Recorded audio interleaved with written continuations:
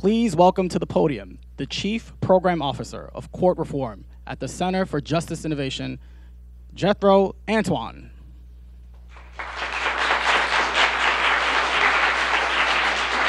Please welcome to the podium the Chief Judge of the New York State Appeals, Rowan Wilson.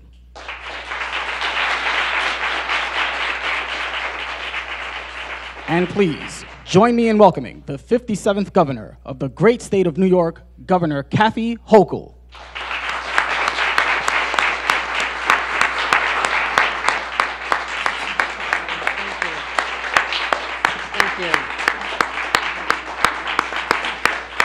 Thank you.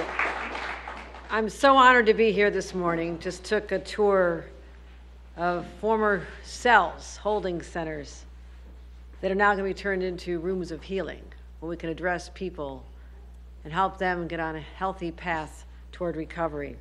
You know, as I travel across the state, and particularly here in the city, I talk to people wherever I go. I was finally liberated out of Albany after a few months of captivity as we worked on the budget. My assembly members know what I'm talking about. And I came out and I had a chance to go meet small bodega owners to talk about what we did on retail theft. We met some people in bodegas telling them that we're finally going to eliminate the unfair competition from all the illegal practices. We went to the CUNY School for Public Health and talked about our investments in maternal and infant mortality, trying to keep people alive, and in the process just walked along the streets talking to people. And there's a lot of anxiety out there, a lot of unease in this city and cities all across New York. And as the governor, working with the legislature, it's our responsibility to find out what's going on. What is driving that? What is creating that sense of insecurity for people when they're walking on the streets, going out for a cup of coffee, pushing a baby stroller, and getting on our subways? So I want to know what's keeping people up at night. I ask them. I know I have a good sense of this. I'm a mom too.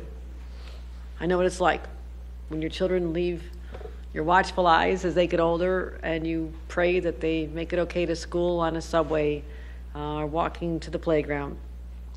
And as I'm seeing more people on the streets and subways, they're also concerned about the number of people who have untreated mental illness. They're there. There's a little bit of, well, there's a lot of uncertainty. You know, is this going to be just a passing on the street? Or is this going to result in something where you are harmed, or worse of all, a family member is harmed?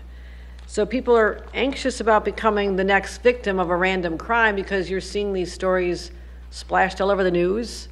And while your chances may be very slim, it's still that sense that it's out there and I could be next. And you could just be in the wrong place at the wrong time. But at the same time, New Yorkers are compassionate. They see fellow New Yorkers, fellow human beings, in the throes of their own crisis. They're suffering. They've fallen through the cracks. Perhaps the signs when they were much younger, and no one did anything about it. And we don't want to see people locked up as the solution. That is not what's going to stop what is happening out there on the streets. So we want them to get the help they need, get the stability, get the path toward a healthy life. And I'm really proud to say that we have a whole range of holistic investments as a result of our budget. We didn't just start it this year, we started years ago, calling out what mental health is all about, removing the stigma for people who want to get care, but also making sure we are safe. And I want to acknowledge the individuals who joined me in this quest here today in putting a spotlight on what is happening in this very, very building. Our Chief Judge of the Court of Appeals, Rowan Wilson, fairly new to the job, but he has already put his imprint on the court system, not just the Court of Appeals where he sits, but when he travels the state and oversees the entire court system. He has made it truly the people's court, not those shows you watch on television. He takes this very seriously, but it's driven by what is good for the people of the state. And that's what I wanted in a chief judge, and I found it. I want to give him a round of applause for his integrity leadership.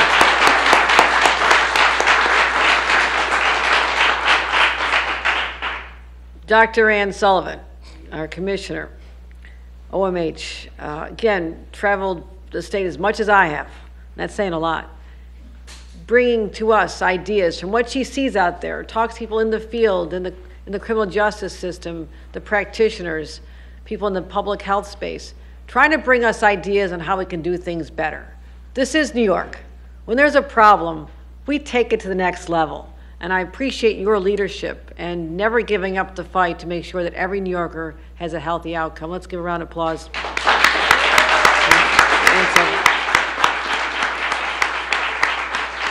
Jethro Antoine, the Chief Program Officer of Court Reform at the Center for Justice Innovation. That's a long title, but it's an important one. And these are people literally on the ground, the boots on the ground for this fight to ensure that everyone has a fair shot in the criminal justice system, but perhaps we can get to a point where we're at one and done. You have that one encounter, particularly a younger person. People look at you as a human being, not just a number. And you're getting the care, the treatment, the analysis of your situation that then could put you on a path of no return. That's what we're looking for, people to be on a path of no return to the criminal justice system, but return to a welcoming world that embraces them and their need for help and gets them what they need. So thank you.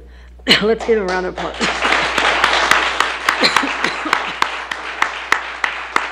John McClain, CEO of Cases. Again, the people out here that will be talking about how we're funding programs that are going to be expanded, and I thank him for being the steward of our dollars very carefully, but making sure they're getting where they need to go. Also, I don't do this alone. I need partners in our legislature. I will tell you that Speaker Kyle Hasty brought the issue of mental health courts, and why not find ways to expand them? And the second he said, I said, you're right. We can do more here. So I thank Speaker Kyle Hasty, Majority Leader Andre Stewart Cousins for supporting this as well, and also the Assembly members who've joined us here today. I want them to have a round of applause. Monique Chandler Waterman and Tony Simone. Thank you. Tony represents here with Senator Brad Hoylman, and Monique Chandler Waterman chairs a mental health task force, so this is deeply personal to her as well. So I want to thank them and our host, the Center for Justice Innovation. We just had a tour, as I mentioned, the Midtown Community Justice Center. It's not real glamorous, not the fanciest place I've ever seen. And we walked past these holding cells that are no longer in use. Now, first of all, I take that as a good sign. I'm really glad they're not overflowing. That is a good sign to me, right? But what are they going to be used for? These empty cells that are just basically storage areas. They're going to be converted into healing rooms. Holding center rooms into healing rooms. That sounds incredible to me. A little bit of work to do. We have to help you out with that. But when I come back again, this would be extraordinary to say that we can make this literally a mental transition from the original purpose, why they were built, to hold people captive, putting them in a room where they can be free, made free from the demons that torment them. That's what this is all about, my friends. So the staff here works tirelessly to keep people with serious mental illness out of the justice system and those who are already in the system on a path toward re-entry in their communities. Because we know all too often there are too many people with unmet mental health needs who find themselves in our criminal justice system. One third. That's a very high number of people that find themselves in our criminal justice system with serious mental illness. And the system that's meant to rehabilitate, not to treat. It was never set up as a treatment facility. But for too many people, it's the only place they're getting any care. Rikers is one of our largest psychiatric centers. When you want to look at it that way, they're treating people, but the volume, the scale is just too much. And here we are in a misdemeanor court, trying to help people before they get to being in a felony situation and escalating and incarceration. And these courts are not equipped to handle individuals' needs, nor should they really be expected to. I mean, that was not the original purpose until now. You know, how did this all happen? You know, there's a history here. It's long and sordid. The deinstitutionalization of people back in the 60s and 70s. I was a young person. There was an institution in my community. My parents were part of a group of individuals who stepped forward to help people transition. We literally brought, when I was a teenager, we brought other teenagers into our home. We had a crowded house, 8 of us living in a small home, but my parents always found room for a few more. And we brought in people like Roger and Melanie, I'll never forget them. They had challenges, and we're not used to being integrated into society. So I literally took them shopping, told them, this is how you go to a store by yourself. This is what you pull out your wallet and you pay for it. It was fascinating. People had spent their lives in institutions, but it was unfair because they'd received treatment, not in ideal circumstances, but then it was, okay, the alternative is we'll put you out on the streets. You're on the streets, you're on your own, good luck. That was an epic failure. That led to a crisis in people being unsheltered for decades. People turned to crime, they cycle back in, and the story repeats itself. People don't escape. So we want to make sure that we address what's going on here. Instead of having the revolving door, untreated mental illness can fuel recidivism. We know that. Incarceration can worsen mental health. We know that. And in too many cases, the cycle goes on and on. So we see the consequences. But I said, no, I've seen enough. We need to start making some real changes here. So we've already increased mental health funding at the state level, an increase of 33%, $1 billion, as I've mentioned, last year alone, to expand outpatient community services, create thousands of housing units. You know, we have these SOS teams that identify people in the subways. Go down there, talk to them, try to understand why they're there. We already have successfully housed 330 individuals who had been long-term, well over a year, sometimes 5, 10 years, living on the streets, who never trusted anybody until we sent people, good, kind people, I've met them, to show them another path. Also increasing inpatient psychiatric capability.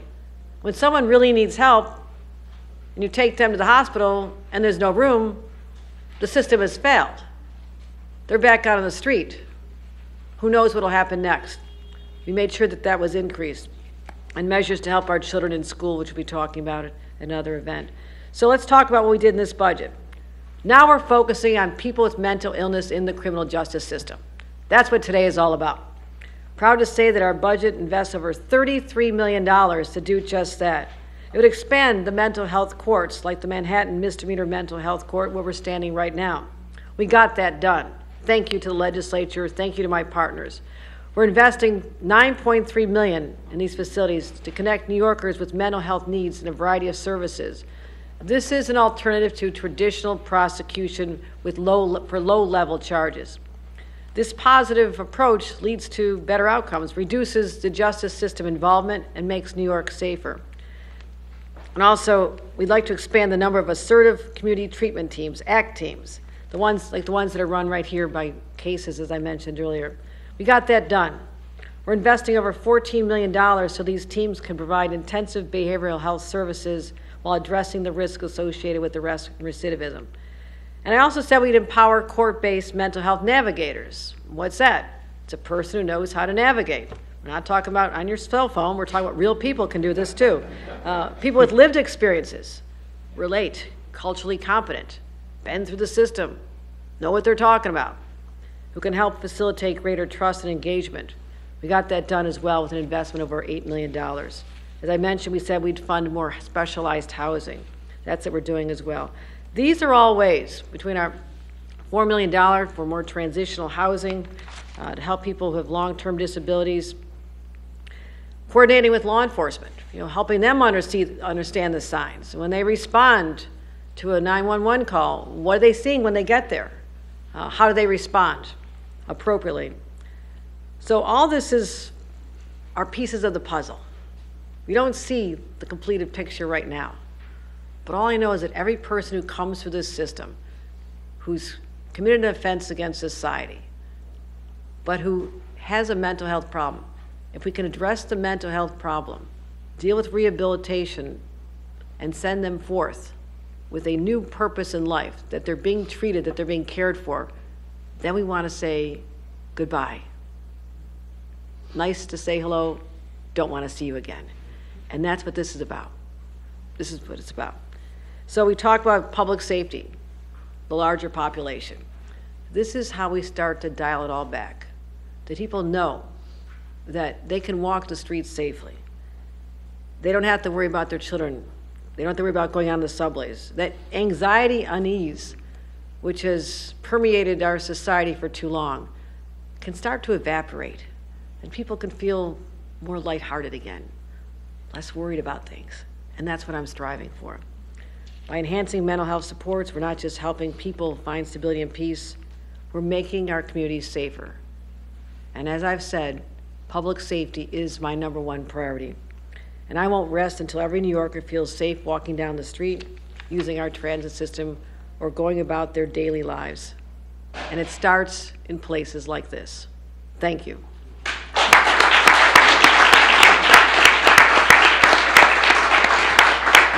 Honorable Rowan Wilson, Chief Judge of the New York State Court of Appeals.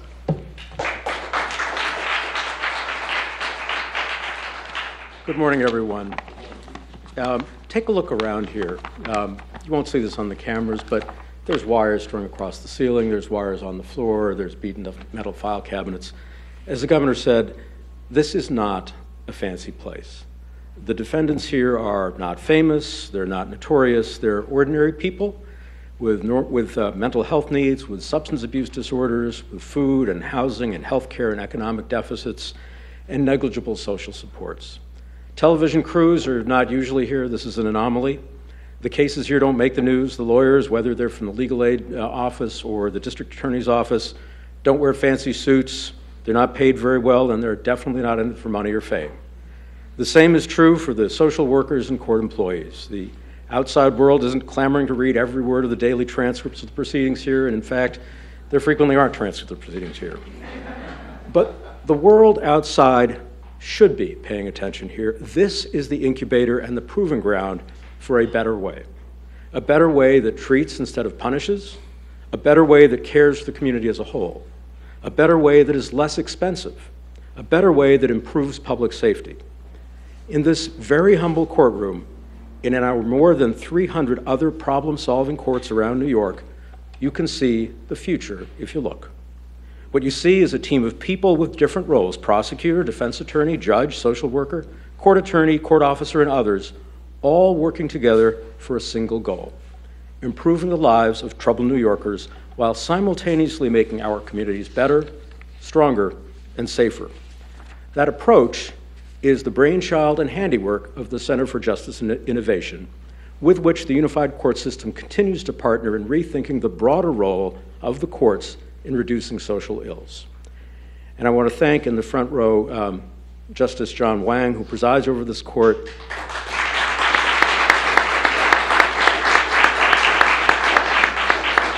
And next to him, Danielle Mindis from CGI, who is this is very much her court as well.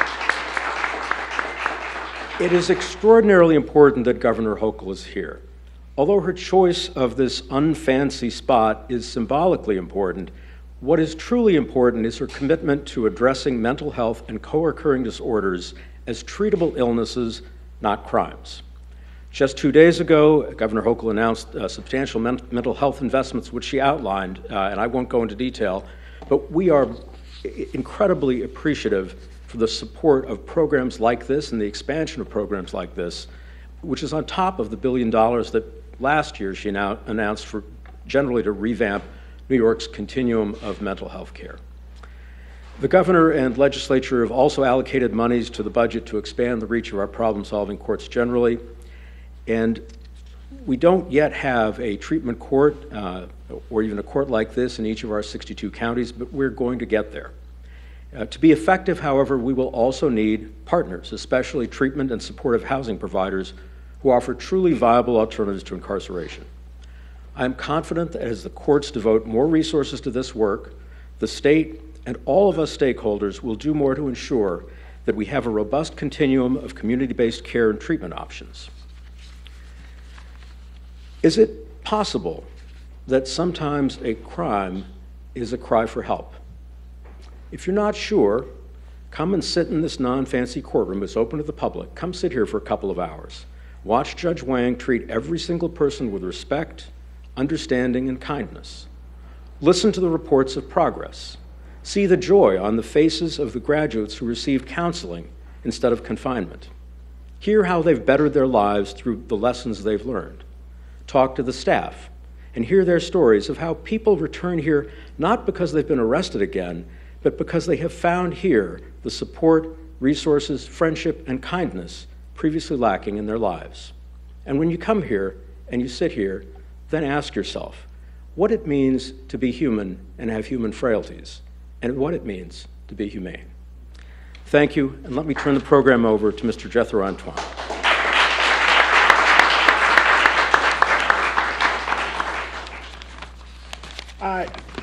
I have some prepared words, but I do really want to say it's such an honor for me and my colleagues to work for and with such wise and kind public servants.